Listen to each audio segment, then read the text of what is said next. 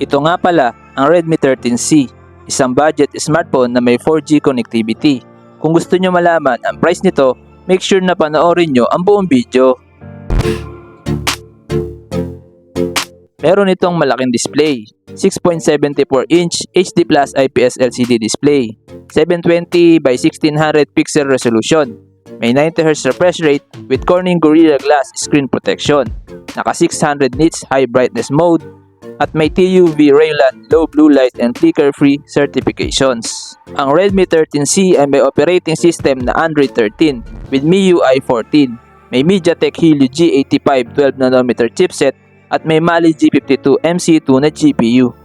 Sa storage naman tayo, meron siyang 4, 6 or 8GB of RAM plus 8GB extended RAM at may 128 or 256GB of internal storage. Expandable yan up to 1TB via microSD. Ang Redmi 13C ay may triple rear camera setup with 50MP main camera, 2MP macro camera, and auxiliary lens. At meron siyang LED flash and HDR with 1080p at 30fps video recording.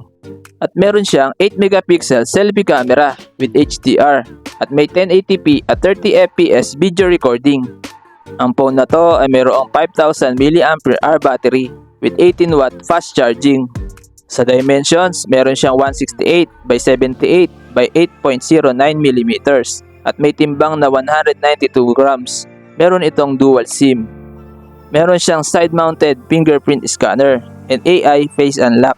Sa connectivity, meron siyang 4G LTE, Wi-Fi, Bluetooth 5.3, GPS, GLONASS, Galileo, and BDS, NFC, headphone jack, FM radio, and USB Type-C. Pag-usapan na natin ang price niya. Ang estimated price ng Redmi 13C ay around 7,800 pesos. Ito ay price conversion lamang at pwede pa ito magbago kung sakaling magiging available ito sa Philippines. Ano sa tingin nyo guys? Sulit ba ang Redmi 13C? Please comment down below. At kung nagustuhan nyo ang video na to, huwag nyo kalimutan mag-like, share, and subscribe. Maraming salamat. Peace!